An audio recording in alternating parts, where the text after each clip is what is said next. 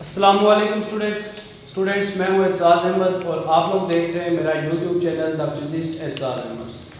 Students, अपने last lecture में हम लोग स्टडी कर रहे थे रेडियो एक्टिव या आइसोटोप्स या सिंपली रेडियो आइसोटोप्स को, और आपके बुक के ऊपर टॉपिक 18.6 जो है वो उसके अंदर एक सब टॉपिक है इसी रेडियो आइसोटोप में, दैट इज़ बैकग्राउंड रेडिएशंस।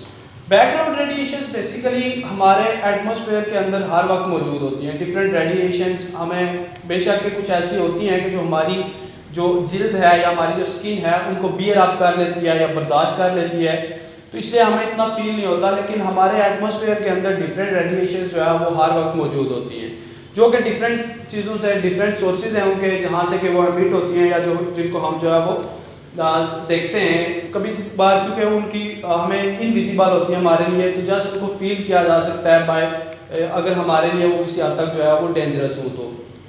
लेकिन डिफरेंट रेडिएशन जो है उनको हमारी जिल्द या स्किन ही जो है वो बियर अप कर लेती है, इसलिए इतना खास हम उनको जो है वो स्टडी नहीं करते। बट अगर आपको रेडिएशन की स्टडी करनी हो डिफरेंट किसी लैब के अंदर या किसी भी आपके सिस्टम के अंदर, जब आप स्टडी करते हैं तो स्टडी के दौरान फिर ये जो बैकग्राउंड रेडिएशन होती हैं वो हमारे रिजल्ट्स को काफ़ी हद तक जो है वो इफेक्ट करती हैं। फॉर दैट पर्पस तब हम इनको स्टडी करते हैं कि बेसिकली बैकग्राउंड रेडिएशंस है क्या।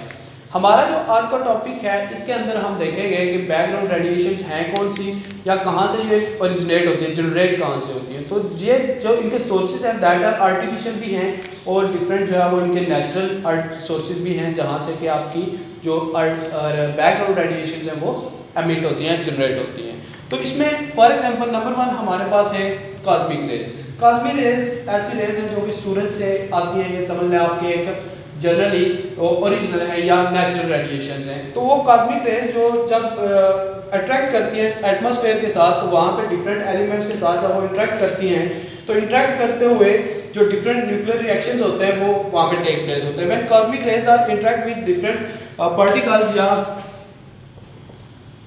इंटरेक्ट इन एटमॉस्फेयर, जब ये एटमॉस्फेयर के अंदर इंटरेक्ट करती हैं तो different nuclear reactions take place होता है एंड वहाँ से जो है वो हमें डिफरेंट बैकग्राउंड रेडिएशन जो है वो प्रोड्यूस होती है। तो नंबर 1 जो है हमारे पास सोर्स ऑफ रेडिएशन या बैकग्राउंड रेडिएशन जो कि नेचुरल है, दैट इज कॉस्मिक रेज। इसके अलावा जो हमारे पास there are many other sources of background radiation that include radio isotopes. Different radio isotopes होते हैं जो कि आपके इन बैकग्राउंड रेडिएशन के सोर्स होते हैं, और ये कहाँ पे होते हैं? डिफरेंट रॉक्स के अंदर, सॉइल मल्टी के अंदर, नेचुरल है एयर के अंदर, या आपके आसपास घरों में जो बिल्डिंग ब्लॉक्स होते हैं उसमें सीमेंट वगैरह यूज़ करते हैं या बिल्डिंग मटेरियल डिफरेंट जो है वहाँ पे ये आर्गॉन वगैरह, रेडॉन वगैरह ये रेडिएशंस या रेडियो आइसोटोप्स मौजूद होते हैं, और वहाँ से भी हमें डिफरेंट जो है वो बैकग्राउंड रेडिएशंस मिलती हैं या वहाँ से भी डिफरेंट रेडिएशंस एमिट होती हैं। तो ये जो है वो उसके दूसरे सोर्स हैं that are radioisotopes that are present in rock, solid, air and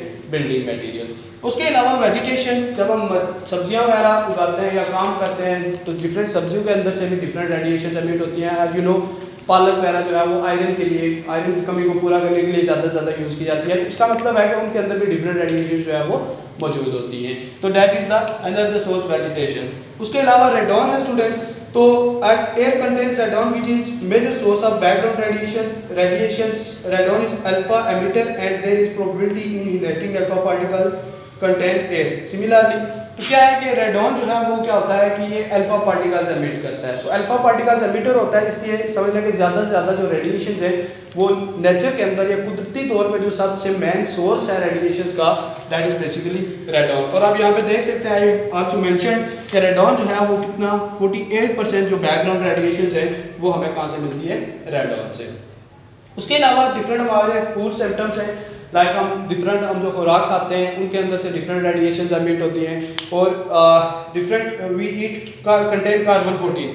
तो ये जो फूड्स होती हैं इनके अंदर कार्बन 14 मौजूद होता है। तो कार्बन 14 जो है वो मेन सोर्स, अभी हमने अपने लास्ट लेक्चर में स्टडी भी किया था कि कार्बन 14 जो है वो बेसिकली क्या हमारा एक रेडियो आइसोटोप है। तो उस रेडियो आइसोटोप से फिर क्या होती है? डिफरेंट हमें बैकग्राउंड रेडिएशंस मिलती है। तो फूड के अंदर ये कार्बन 14 मौजूद होता है। तो ये आर्टिफिशियल सोर्स है which include medical, industrial products and natural reactors। तो इसके अलावा डिफरेंट मेडिकल प्रोडक्ट्स हैं और न्यूक्लियर रिएक्टर्स हैं जहाँ से कि हमें डिफरेंट रेडिएशंस भी मिलती हैं। तो बैकग्राउंड रेडिएशंस के ये डिफरेंट आपके सोर्सेज हैं। तो इन द वर्ल्ड जो है स्टूडेंट्स इस वक्त तकरीबन जो है वो 88% जो रेडिएशंस हैं, रेडिएशंस और बैकग्राउंड रेडिएशंस 88% जो है वो आर नेचुरल। तो 88% रेडिएशन जो है वो नेचुरल है and just 12% radiations are artificial. तो इसमें मेन सोर्सेज क्या है आपके पास अगर देखें आप तो कॉस्मिक रेज नेचुरल है, रेडियो आइसोटोप्स रॉक्स के अंदर, सॉइल एयर के अंदर नेचुरल से, इसके बाद वेजिटेशन रेडॉन नेचुरली मौजूद है फूड के अंदर। जस्ट ये दो चीज़ें फूड और वेजिटेशन। यहाँ पे जो है वो रेडिएशन वो हमें 12% जो कि आर्टिफिशियली मिलती है, बाकी मैक्सिमम रेडिएशन क्या होती है नेचुरली होती है। ठीक है, दिस रेडिएशन। इसके अलावा अगर आप नेचुरल सोर्सेज देखें 48% रेडॉन है, 12% इंटरनल है लाइक फूड हो गए या हमारे बिल्डिंग मटेरियल्स हो गए and this type of things, और 14% गैमा रेज है जिनके अंदर से ये रेडिएशंस मिलती है। कॉस्मिक रेज जो है वो हमारे पास जस्ट 10% रेडिएशंस यहाँ से आती है और 4% जो है वो थ्रू एक्स्ट्रा से हमें रेडिएशंस मिलती है। तो these are the total background radiation source. तो बेसिकली आपने देखना ही है कि रेडिएशन जो है बैकग्राउंड रेडिएशन वो हैं क्या और हमें कहाँ से वो जो जनरेट होती हैं, what are the sources of that and कितने परसेंट जो है वो आपको रेडिएशन नेचुरल है, कितने परसेंट का रेडॉन से, इंटरनल, गामा रेज। तो फॉर एमसीक्यूज आपके पास ये जो है वो टॉपिक बहुत इंपॉर्टेंट है, इसके अंदर से डिफरेंट एमसीक्यूज और शॉर्ट क्वेश्चंस भी आ सकते हैं।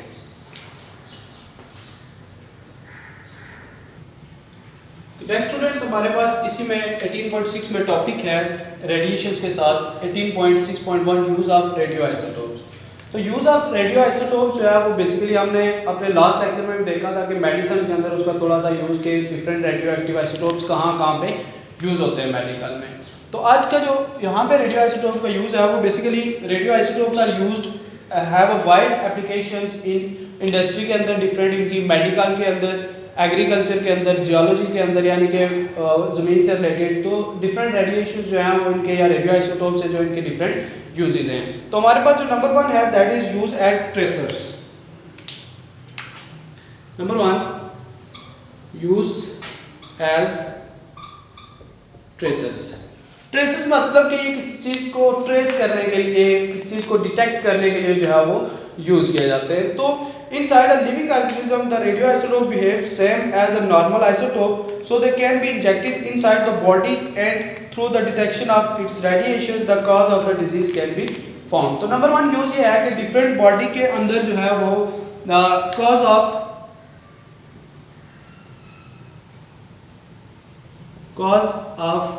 डिजीज जो है वो आप इनकी मदद से फाइंड कर सकते हैं।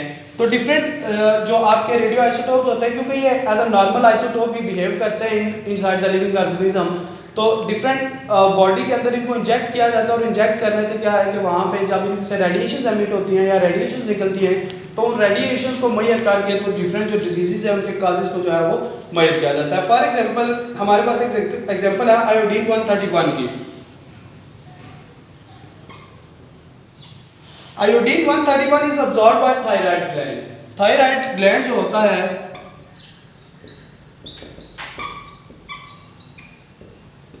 थायराइड ग्लैंड इसको एब्जॉर्ब करता है। तो स्टूडेंट्स अगर आपके पास फॉर एग्जांपल अगर एक खराब या एक इफेक्टेड अगर थायराइड ग्लैंड हो जिसके अंदर डिफरेंट डिजीज हो, तो वो क्या करता है कि नॉर्मल थायराइड ग्लैंड से ट्वाइस रेडिएशन जो है वो या आयोडीन 131 को क्या करता है एमिट करता है या सॉरी एब्जॉर्ब कर लेता है। तो एक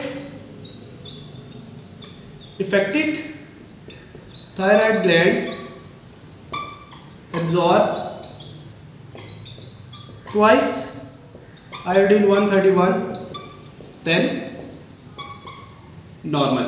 कि एक हाइपरेटिव यानी कि एक जो खराब या इफेक्टेड होगा वो क्या करेगा थायराइड ग्लैंड के 131 की वैल्यू जो है वो ट्वाइस देन द नॉर्मल जो है वो क्या करता है एब्जॉर्ब। तो जब वो ज़्यादा एब्जॉर्ब करेगा इट्स मींस हम डिटेक्ट कर सकते हैं कि फ्लां वाला जो आपका थायराइड ग्लैंड है वो क्या है इफेक्टेड है। इसी तरह से स्टूडेंट्स कार्बन 60 है used to treatment of cancer. हमने पढ़ा कोबाल्ट 60 जो है वो ट्रीटमेंट ऑफ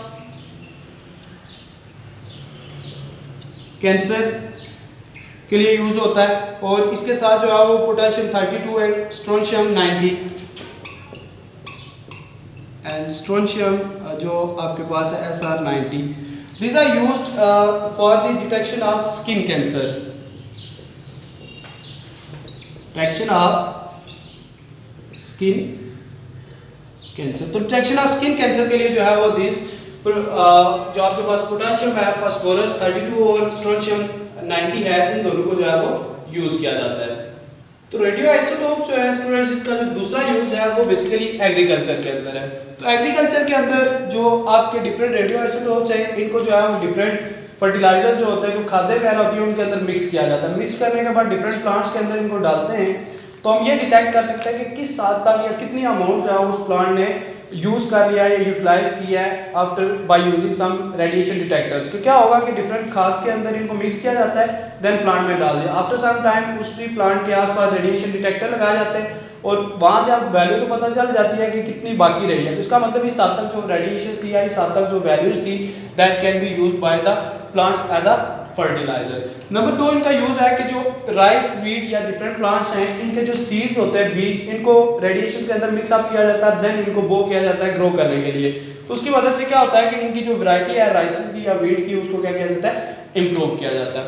उसके अलावा जो आपका प्लांट होता है उसका स्ट्रक्चर जो है उसको इंप्रूव करने के लिए, यानी उसकी जो आपके पास शाखें, तने वगैरह हैं, उनकी स्ट्रक्चर को इंप्रूव करने के लिए वहाँ पे भी डिफरेंट रेडियो आइसोटोप जो है उनको यूज किया जाता है। और इसके अलावा डिफरेंट जो डिजीजेज होती हैं प्लांट के अंदर एग्रीकल्चर में, उन डिजीजेज को प्रिवेंट करने, खत्म करने के लिए और बेटर यील्ड प्रोड्यूस करने के लिए या अच्छी पैदावार लेने के लिए भी डिफरेंट जो आपके रेडियो आइसोटोप्स हैं, इनको एग्रीकल्चर के अंदर यूज किया जाता है।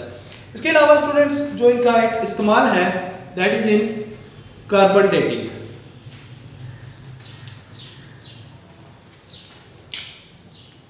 यूज ऑफ कार्बन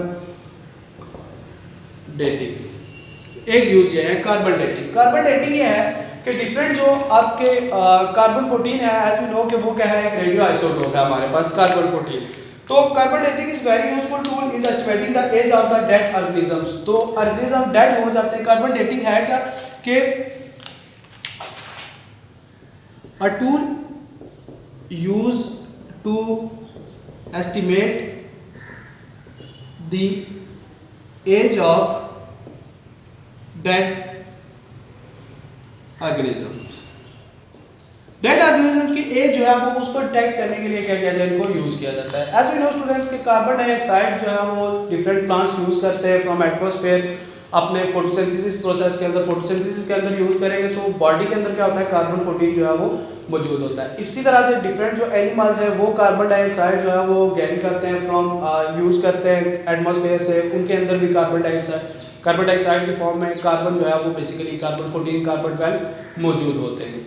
जब वही प्लांट या वही जो एनिमल है वो डेड हो जाता है, तो जो आपके पास कार्बन है स्टूडेंट्स, कार्बन की एक हाफ लाइफ होती है। हाफ लाइफ ऑफ जो कार्बन है दैट इज 5730 ईयर्स।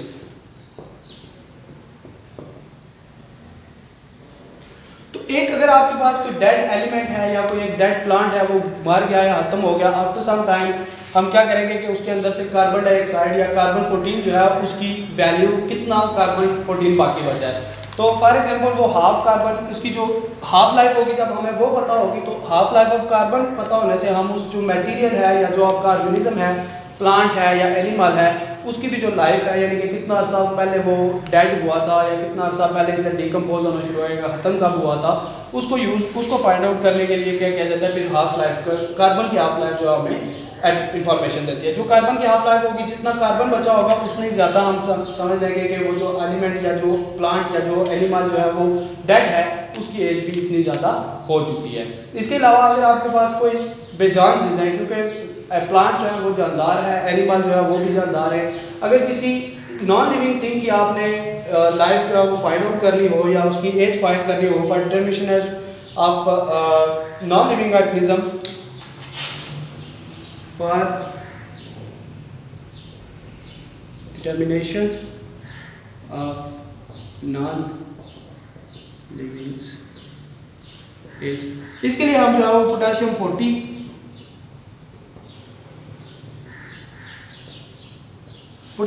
जो है वो उसको स्टूडेंट्स यूज़ किया जाता है। तो these are the different uses. Carbon dating जो है वो टूल है जो कि एज एस्टिमेशन के लिए, और उसके अंदर जो है वो एज एस्टिमेशन के लिए बेसिकली कार्बन 14 यूज़ किया जाता है कि जो कि एक आपका रेडियो आइसोटोप है। तो इनडायरेक्टली जो आपकी एज फाइंड करनी है, डिटेक्शन ऑफ एज है फॉर डिफरेंट डेड एलिमेंट्स की, या डेड प्लांट्स हैं या डेड एनिमल्स हैं उनकी, वो आपको फाइंड करने के लिए बेसिकली कार्बन 14 यानी कि एक रेडियो आइसोटोप यूज़ किया जाता है।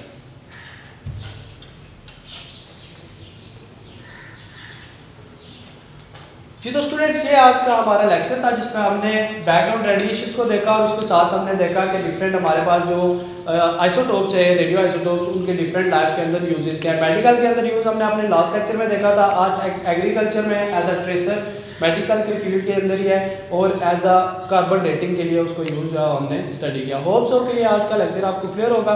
अगर इससे रिलेटेड कोई क्वेश्चन है तो आप कमेंट सेक्शन में जरूर कीजिए। इंशाल्लाह I will answer your questions. Thank you so much.